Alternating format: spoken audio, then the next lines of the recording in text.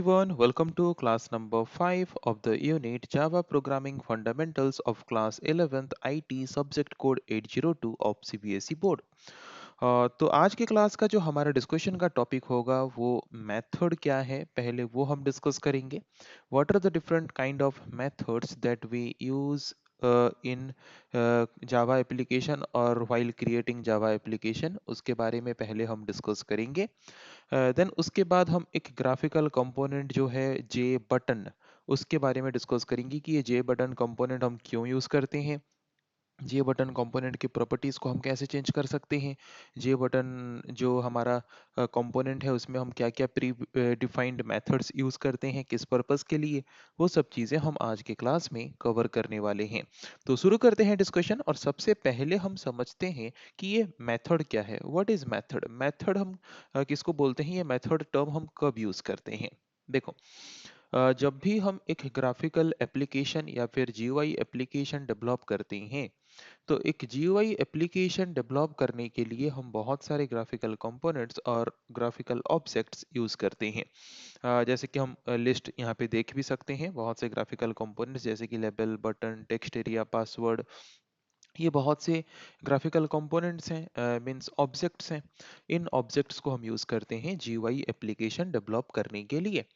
तो जब भी हम एक ग्राफिकल कंपोनेंट यूज करते हैं एक GUI एप्लीकेशन डेवलप करने के लिए, क्यों यूज करते होंगे?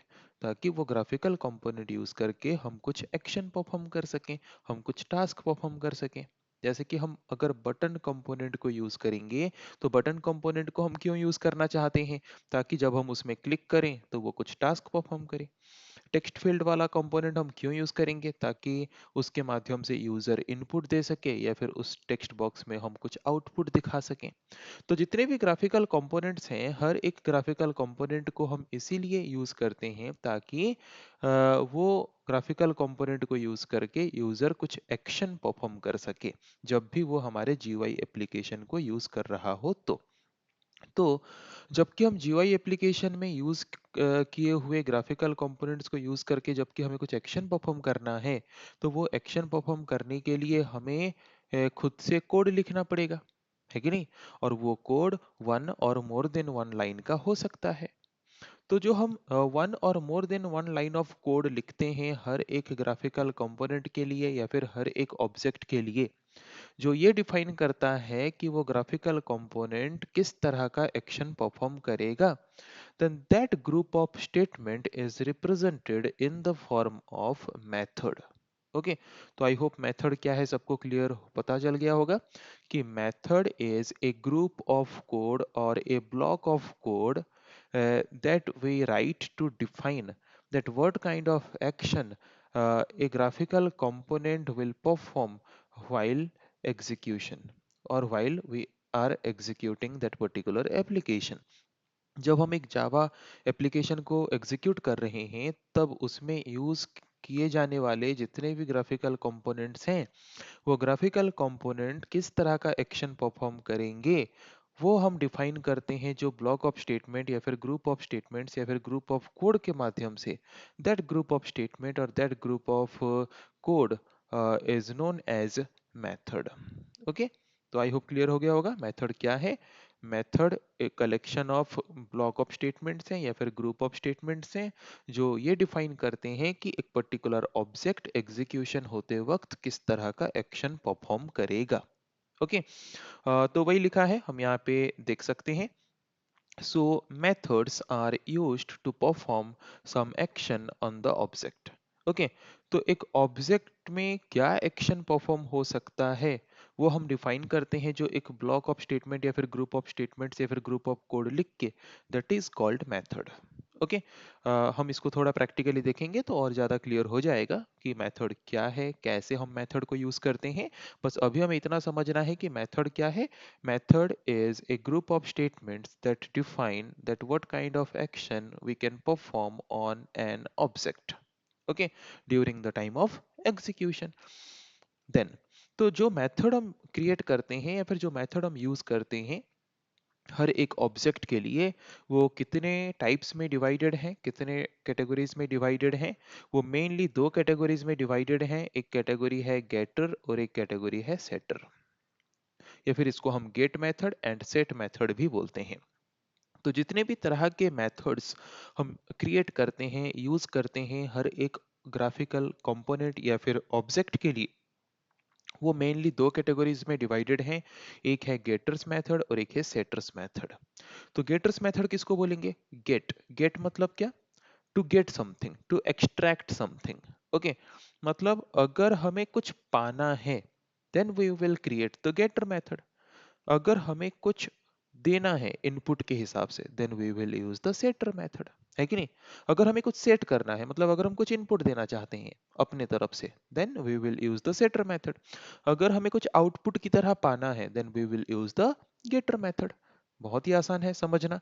गेटर में गेट है मतलब कुछ पाना है, सेटर में सेट है मतलब कुछ देना है। Okay, so, getter are the methods which extract some information from the object and return it to the program. Okay, तो getters method को हम use क्यों करते हैं? To get some information from the object and return it to the program. अगर हमें कोई भी एक particular graphical component से कुछ information पाना हो as a output, then we will use the getter method.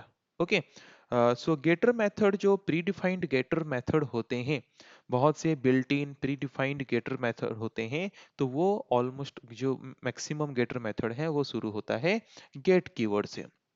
जैसे कि कुछ गेटर मेथड के एग्जांपल अगर हम देखें, get text method, get foreground method, get model method, okay, is editable method, ये कुछ एग्जांपल्स हैं गेटर मेथड के। अगर हम देखें सेटर मेथड किसको बोलेंगे, जैसे कि मैंने बोला अगर हम एक पर्टिकुलर ऑब्जेक्ट के लिए कुछ इंफॉर्मेशन सेट करना चाहते हैं, एक पर्टिकुलर ऑब्जेक्ट का कोई प्रॉपर्टी हम सेट करना चाहते हैं, तो हम इनपुट देना चाहते हैं कि इसका प्रॉपर्टी ये हो। तो अगर हम कुछ वैल्यू सेट करना चाहते हैं एक ऑब्जेक्ट के लिए या फिर कुछ इनपुट देना चाहते हैं एक ऑब्जेक्ट के लिए, then that can be done by using setter method. Okay, so setters are the methods which set some properties of the object so that the object's appearance changes. By using setter method what we can do, we can set some property of the object। मतलब हम एक particular object का appearance कैसे होगा, उसका कौन सा property कैसे क्या होना चाहिए, वो जो हम input दे रहे हैं वो किस तरह के methods को use करके input दे रहे हैं, setters method को use करके input दे रहे हैं। तो आई होप क्लियर हो गया होगा गेटर्स एंड सेटर मेथड के बीच डिफरेंस क्या है। ये मोस्ट इंपोर्टेंट डिफरेंस है जो कि एग्जाम में बहुत ज्यादा चांसेस होते हैं आने के। ओके, तो फर्स्ट हमने डिस्कस कर लिया मेथड क्या है। Method are the group of statements और block of statements that is used to define that what kind of action can be performed on an object during the time of execution। okay, तो method ये define करता है कि एक particular object के ऊपर हम किस तरह का एक्शन परफॉर्म कर सकते हैं एग्जीक्यूशन करते वक्त। तो जितने भी तरह के मेथड्स हम यूज करते हैं वो दो कैटेगरीज में डिवाइडेड है हर एक ऑब्जेक्ट के लिए। एक कैटेगरी है गेटर्स और एक कैटेगरी है सेटर्स। गेटर्स मेथड हम किसको बोलते हैं? The method by using which we can extract some information from the object. जिन मेथड्स को यूज करके हम ऑब्जेक्ट से कोई इंफॉर्मेशन निकाल सकते हैं, पा सकते हैं, that kind of methods are known as getters method. And what kind of methods are known as setters method? The method by using which we can set some property of the object. Okay, एक particular object का कौन सा property क्या होगा उसके लिए हम input दे सकते हैं जिन मेथड्स के माध्यम से, those methods are known as setters method. जैसे कि getters method normally get word से शुरू होता है, वैसे सेटर्स मेथड जो है, जो प्री डिफाइंड सेटर्स मेथड है वो मैक्सिमम सेटर्स मेथड जो है वो सेट वर्ड से शुरू होता है। जैसे कि एग्जांपल अगर हम देखें, set text method, set foreground method, set model method etcetera. Okay, I hope clear हो गया। नेक्स्ट आते हैं, what is event? Events are the action which are performed on controls. तो जब हम एग्जीक्यूट करते हैं, एग्जीक्यूट करते वक्त हम एक बटन में क्लिक करते हैं, है कि नहीं, या फिर एक टेक्स्ट फील्ड में कुछ इनपुट करने के लिए क्लिक करते हैं। ओके, या फिर क्लोज बटन में क्लिक करते हैं। सो each and every action that is performed on the graphical controls or graphical components can be termed as events, है कि नहीं? जैसे कि हम टेक्स्ट फील्ड में कुछ टाइप कर रहे हैं, then that's a kind of event, that's a kind of action that we are performing on the control. अगर हम एक बटन में क्लिक कर रहे हैं, that means that's a kind of event. अगर हम क्लोज बटन में क्लिक कर रहे हैं तो वो भी एक तरह का इवेंट है। Each and every action that we performed on controls, control में हम जो एक्शन परफॉर्म करते हैं that action is known as event. Okay, तो जब भी हम बटन में क्लिक करते हैं वो किस तरह का एक्शन परफॉर्म करेगा वो हम डिफाइन करते हैं मेथड में, पर जब हम उसमें क्लिक करते हैं that action is known as event. Okay, तो इवेंट एंड मेथड में कंफ्यूज मत होना। हम जब भी एक बटन में क्लिक करते हैं दैट इज कॉल्ड इवेंट, पर बटन में क्लिक करने से क्या इवेंट परफॉर्म होगा that is defined in the form of method. Okay, I hope मैंने बहुत ही सिंपल तरीके से समझा दिया इवेंट और मेथड के बीच क्या डिफरेंस है। जब हम एक बटन में क्लिक करते हैं दैट इज कॉल्ड इवेंट, और वो इवेंट परफॉर्म करने से क्या एक्शन परफॉर्म होगा वो हम डिफाइन करते हैं in the form of method. Okay, so I hope इतना क्लियर हो गया what is method, what are the different categories of method, what is event. Next आते हैं, अभी एक एक करके हम डिस्कस करेंगे वेरियस काइंड ऑफ कंट्रोल्स के ऊपर। Okay, different kind of graphical control या फिर ग्राफिकल कंपोनेंट्स के ऊपर एक एक करके अभी हम डिस्कस करेंगे। जैसे कि आज की क्लास में हम डिस्कस करेंगे जे बटन कंपोनेंट के बारे में कि ये जे बटन कंपोनेंट क्या है, इसको हम हमारे प्रोजेक्ट मींस जावा एप्लीकेशन में किस पर्पस के लिए यूज करते हैं, और इस पर्टिकुलर ऑब्जेक्ट का या फिर कंपोनेंट का प्रॉपर्टी हम कैसे चेंज कर सकते हैं, क्या क्या मेथड्स हम इसमें यूज करते हैं, वो सब चीज के बारे में भी हम आज की क्लास में ही डिस्कस करेंगे। तो शुरू करते हैं डिस्कशन, और सबसे पहले जानते हैं कि ये बटन कंपोनेंट हम क्यों यूज करते हैं।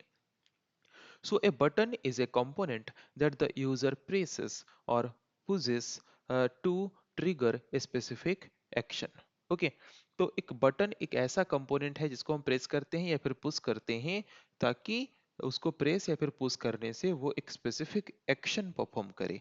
तो वो क्या स्पेसिफिक एक्शन परफॉर्म करेगा उसके लिए हमें क्या करना होता है, उसके मेथड के अंदर मल्टीपल लाइन ऑफ कोड या फिर स्टेटमेंट्स लिखने होते हैं। So when the user click on the button at the runtime, the code associated with the click action gets executed. Okay, so button एक ऐसा कंपोनेंट है जिसको हम जब प्रेस करते हैं या फिर पुश करते हैं तो वो कुछ स्पेसिफिक एक्शन परफॉर्म करता है, और वो रन टाइम में क्या स्पेसिफिक एक्शन परफॉर्म करेगा वो कैसे डिफाइन होता है, उसके मेथड के अंदर जो हम कोड लिखते हैं वो कोड डिफाइन करता है कि बटन कंपोनेंट या फिर बटन ऑब्जेक्ट क्या एक्शन परफॉर्म करेगा। ओके, तो बटन कंपोनेंट का काम क्या है पता चल गया। Button component is used in the application to perform some specific action when it is pushed or pressed by the user. Okay, तो बटन कंपोनेंट को हम यूज करते हैं ताकि वो कुछ एक्शन परफॉर्म करे, बट कब, जब यूजर उस बटन को प्रेस या फिर पुश करे तब। और क्या एक्शन परफॉर्म करेगा वो हम कैसे डिफाइन करते हैं, उस बटन कंपोनेंट के मेथड के अंदर डिफाइन करते हैं बाय राइटिंग कोड। ओके, अभी हम आते हैं ये जो बटन कंपोनेंट है इसकी प्रॉपर्टीज, इसके अपीयरेंस को अगर हम चेंज करना चाहते हैं, उसका बैकग्राउंड कलर थोड़ा अलग हो, बटन कंपोनेंट मतलब सिंगल क्लिक करने के बाद मतलब वो बटन कंपोनेंट डिसेबल हो जाए या फिर भी एक सिंगल क्लिक करने के बाद इनेबल्ड रहे, जो बटन कंपोनेंट में बटन का नाम दिखेगा उसका फॉन्ट कैसा रहेगा, मतलब टेक्स्ट स्टाइल कैसे रहेगा, देन उसका फोरग्राउंड, फोरग्राउंड मतलब उसका टेक्स्ट का कलर कैसे रहेगा, उसके बाद horizontal alignment means left right centre किस तरह का अलाइनमेंट होगा उसके अंदर जो बटन का टेक्स्ट होगा वो, देन लेबल, लेबल मतलब वही सेम है, हम लेबल या फिर टेक्स्ट दोनों को यूज करके ये डिफाइन कर सकते हैं कि बटन में क्या टेक्स्ट डिस्प्ले होगा। ओके, ये प्रॉपर्टीज के बारे में देखेंगे एक एक करके। बैकग्राउंड प्रॉपर्टी के माध्यम से हम बटन्स का बैकग्राउंड कलर सेट कर सकते हैं। इनेबल्ड प्रॉपर्टी के माध्यम से हम क्या डिफाइन कर सकते हैं कि अगर हम बटन्स में वंस क्लिक करते हैं उसके बाद वो बटन यूजर के लिए इनेबल्ड रहेगा या डिसेबल्ड रहेगा। ओके, इनेबल्ड मींस वो बटन दोबारा यूज कर सकता है यूजर, डिसेबल्ड मींस वो बटन सिंगल क्लिक के बाद और यूजर यूज नहीं कर सकता। ओके, वो हम डिफाइन कर सकते हैं इनेबल्ड प्रॉपर्टी के द्वारा। फॉन्ट प्रॉपर्टी के द्वारा हम क्या डिफाइन कर सकते हैं, जो बटन में जो टेक्स्ट हम ऐड करेंगे वो टेक्स्ट का फॉन्ट मींस टेक्स्ट का स्टाइल कैसा रहेगा, साइज कितना रहेगा, कलर क्या रहेगा। Then foreground, foreground means text का कॉलर हम क्या रखना चाहते हैं वो हम सेट कर सकते हैं, फोरग्राउंड कॉलर। हॉरिजॉन्टल अलाइनमेंट में हम डिफाइन करते हैं कि टेक्स्ट का अलाइनमेंट कैसे रहेगा बटन्स में, लेफ्ट सेंटर या right. Okay, label and text के माध्यम से हम ये सेट कर सकते हैं कि क्या टेक्स्ट रहेगा हमारे बटन में। उसके साथ हम कुछ प्री डिफाइंड मेथड्स भी यूज करते हैं। ओके, जैसे कि कुछ गेटर मेथड यूज करेंगे, कुछ सेटर मेथड यूज करेंगे। जैसे कि यहाँ पे गेटर मेथड कौन सा है, ये get text method is the getter method. Then set enabled method, set text method, set visible method, these are the shutter method. Okay, getter method को यूज करके हम क्या करते हैं, we get और we extract some information from the control। तो get text method use करके हम क्या एक्सट्रैक्ट कर सकते हैं जे बटन कंपोनेंट से, जो बटन का नेम है कि नहीं, बटन में जो टेक्स्ट है, बटन में जो नाम है, उसको हम एक्सट्रैक्ट कर सकते हैं। वो नेम को हम पा सकते हैं और उसको एक वेरिएबल में हम स्टोर कर सकते हैं by using get text method. Then set text method use करके हम क्या कर सकते हैं, सेट टेक्स्ट मेथड यूज करके जब हम बटन में क्लिक करेंगे तो बटन को एक न्यू नेम हम सेट कर सकते हैं, बटन को एक new name as a input हम दे सकते हैं by using set text method. Okay, set enabled method का काम क्या है, इनेबल प्रॉपर्टी का काम जो है, इनेबल प्रॉपर्टी का काम क्या था कि एक सिंगल क्लिक के बाद नेक्स्ट वो बटन यूजर के लिए इनेबल रहेगा या नहीं, वो हम डिफाइन करते हैं इनेबल प्रॉपर्टी के द्वारा। एग्जैक्टली सेम काम हम सेट इनेबल्ड मेथड के द्वारा कर सकते हैं। अगर सेट इनेबल्ड मेथड का वैल्यू हम यहाँ पे बुलियन वैल्यू, बुलियन वैल्यू दो तरह के होते हैं, या तो ट्रू या तो फॉल्स। तो अगर हम सेट इनेबल्ड में यहाँ पे आर्ग्यूमेंट या फिर पैरामीटर पास करते हैं ट्रू, तो सिंगल क्लिक करने के बाद भी वो बटन इनेबल्ड रहेगा, एक्टिवेट रहेगा, उसको यूजर यूज कर सकता है दोबारा। पर अगर हम यहाँ पे लिख लेंगे फॉल्स, तो सिंगल क्लिक के बाद वो बटन डिसेबल हो जाएगा, मतलब दिखेगा पर एक्टिव नहीं होगा, उसको यूजर यूज नहीं कर पाएगा। देन सेट विजिबल मेथड का काम क्या है, नाम से ही पता चल रहा है, हम ये सेट करेंगे कि वो बटन सिंगल क्लिक के बाद और यूजर को विजिबल होगा या नहीं। अगर हम चाहते हैं यूजर को विजिबल हो, तो हम सेट विजिबल का प्रॉपर्टी यहाँ पे ट्रू रखेंगे आर्ग्यूमेंट में या फिर पैरामीटर में, जबकि ये भी बुलियन वैल्यू मांगा है। और अगर हम यहाँ पे रखेंगे फॉल्स, तो सिंगल क्लिक के बाद वो बटन वहाँ पे इनविजिबल हो जाएगा या फिर हाइड हो जाएगा, डिस्प्ले नहीं होगा। तो इन प्रॉपर्टीज को और इन मेथड्स को हम थोड़ा प्रैक्टिकली यूज करके देखते हैं, ताकि आसान तरीके से हमें ये चीजें समझ आ जाए। ओके, तो देख लेते हैं। तो सबसे पहले हम यहाँ पे क्या करेंगे, एक बटन कंपोनेंट को हमारे फॉर्म में, जे फ्रेम फॉर्म में ऐड करेंगे। तो कहाँ से लाएंगे, पैलेट विंडो। पैलेट विंडो में जाने के बाद वहाँ पे बटन कंपोनेंट के ऊपर हम क्लिक करेंगे, क्लिक करके उसको ड्रैग करके लाएंगे और बटन कंपोनेंट को हमारे जे फ्रेम के अंदर हम ऐड कर देंगे। बटन कंपोनेंट को ऐड करने के बाद उसके कुछ प्रॉपर्टीज को अगर हम चेंज करना चाहते हैं, तो उसके प्रॉपर्टीज को चेंज करने के लिए राइट हैंड साइड बॉटम में प्रॉपर्टी विंडो में आ जाएंगे। एंड प्रॉपर्टी विंडो में आने के बाद वहां पे जैसे कि बैकग्राउंड कॉलर, ओके, क्या क्या प्रॉपर्टी था हमारा, बैकग्राउंड, तो बैकग्राउंड कॉलर की प्रॉपर्टी में आते हैं और बैकग्राउंड कॉलर उसका कुछ भी सिलेक्ट कर लेते हैं। ओके, देन उसके बाद फॉन्ट स्टाइल है, फॉन्ट स्टाइल सेट करने से पहले हम फोरग्राउंड कॉलर सेट कर देते हैं ताकि टेक्स्ट का कॉलर थोड़ा हमें दिखे, व्हाइट कॉलर रख देते हैं। ओके, फॉन्ट स्टाइल को यूज करके हम क्या कर सकते हैं, जो भी बटन का नाम दिखेगा उसका टेक्स्ट का स्टाइल, साइज हम डिफाइन कर सकते हैं। ओके,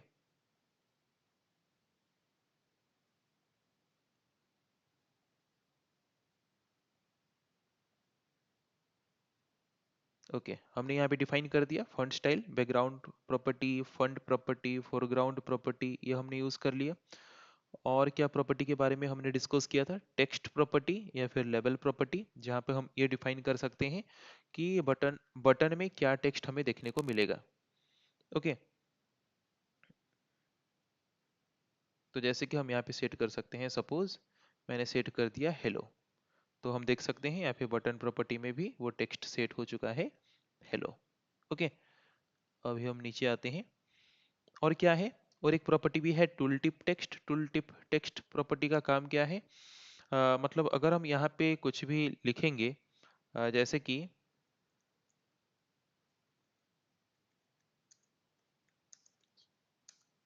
सपोज हमने यहाँ पे लिखा क्लिक टू शो, तो जब हम इस बटन के ऊपर पॉइंट करेंगे रन करते वक्त, तो वो क्या दिखेगा, जब भी हम ये माउस के कर्सर को लेके उसके ऊपर पॉइंट करेंगे तो वो दिखाएगा क्लिक टू शो बोल के। ओके, ये काम है किसका? टूल टिप टेक्स्ट का। ओके, तो ऐसे और कौन सा प्रॉपर्टी हमने देखा था? हॉराइजेंटल अलाइनमेंट प्रॉपर्टी हमने देखा था। तो हॉराइजेंटल अलाइनमेंट प्रॉपर्टी में आते हैं, तो ये है horizontal alignment. Horizontal alignment by default क्या है? Centre, left, centre, right, leading, trailing, हम इनमें से कुछ भी सेट कर सकते हैं। ओके, तो लीडिंग, ट्रेलिंग, ओके, या फिर राइट अलाइनमेंट, हम जो भी प्रॉपर्टी चाहें यहाँ से सेट कर सकते हैं। तो बाय डिफॉल्ट प्रॉपर्टी हम यहाँ पे क्या सेट करेंगे? सेंटर। ओके, देन और क्या प्रॉपर्टी हमने देखा था? एनेबल्ड प्रॉपर्टी हमने देखा था। तो एनेबल्ड प्रॉपर्टी देख लेते हैं।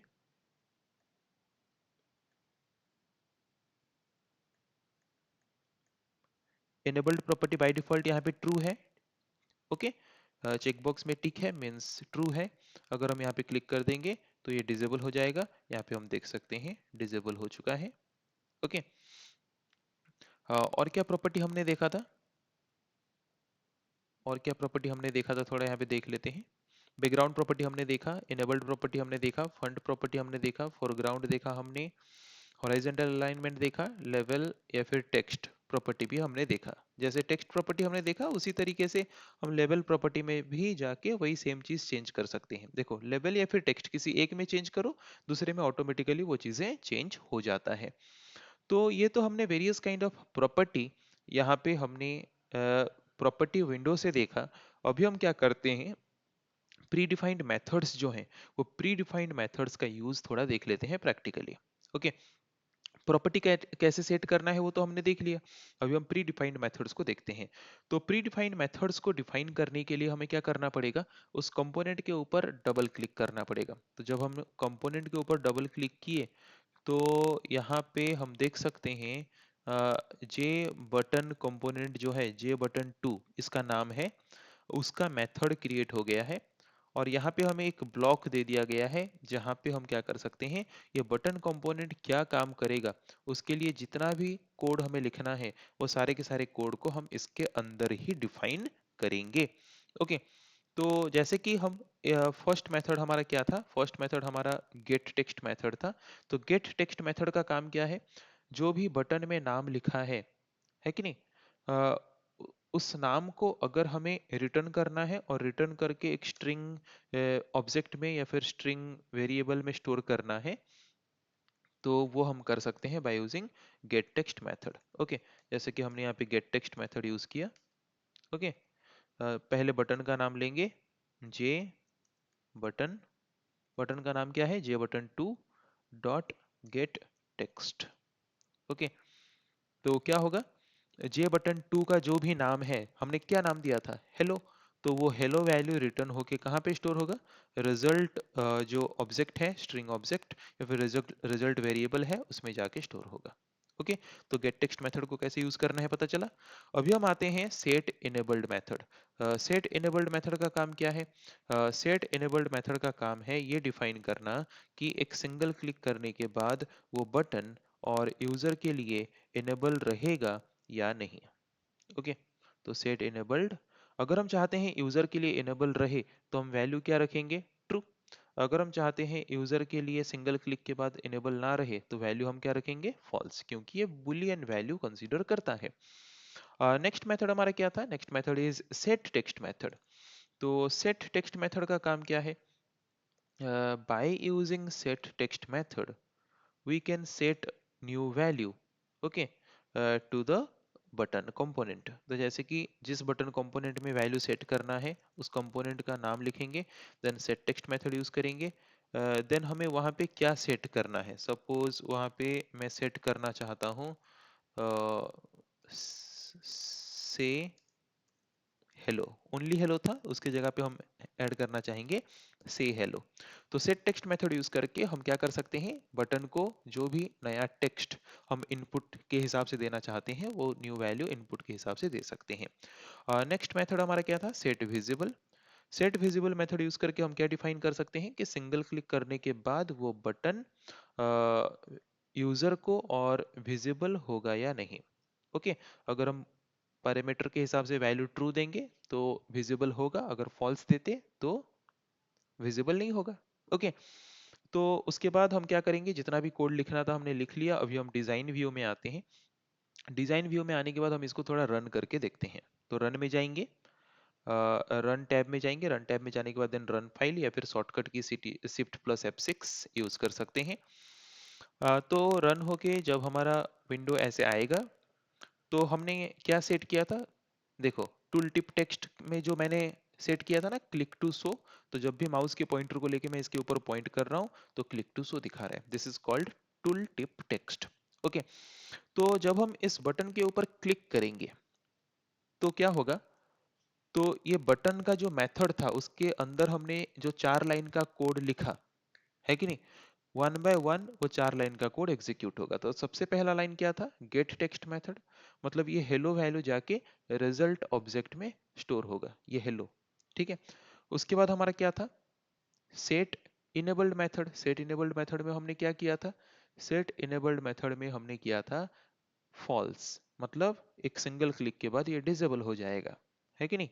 देखो सिंगल क्लिक के बाद ये डिसेबल हो चुका है, इसके ऊपर और क्लिक करने से ये काम नहीं करेगा।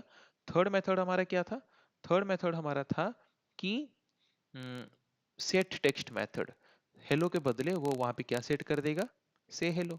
देन फोर्थ मेथड हमारा क्या था, सेट विजिबल। सेट विजिबल हमने जबकि ट्रू रखा था इसीलिए ये विजिबल हो रहा है, अगर हम उसको फॉल्स रखते सिंगल क्लिक के बाद ये गायब हो जाता। ओके, तो देखते हैं सेट विजिबल मेथड का वैल्यू हम चेंज करके कि सिंगल क्लिक करने के बाद वो गायब हो रहा है या नहीं। ओके, तो हमने यहाँ पे इसको रखा फॉल्स। अभी हम दोबारा इसको रन करते हैं। ओके, तो अभी भी हेलो दिखा रहा है। तो क्लिक करते हैं, क्लिक करने के बाद ये क्या हो जाना चाहिए, इनविजिबल। यहाँ पे हम देख सकते हैं क्लिक करने के बाद जबकि हमने सेट विजिबल का वैल्यू फॉल्स दिया था, दैट मीन्स एक सिंगल क्लिक के बाद वो इनविजिबल हो जाएगा। ओके, तो आई होप आज के क्लास में हमने जितना भी टॉपिक डिस्कस किया वो इजीली सबको समझ आ चुका होगा। नेक्स्ट क्लास में हम इस तरह से बाकी कंपोनेंट्स के बारे में डिस्कस करेंगे, उसका भी प्रैक्टिकल यूजेस देखेंगे अच्छे तरीके से समझने के लिए। सो आज की क्लास को हम यही पे एंड करते हैं। So thank you everyone.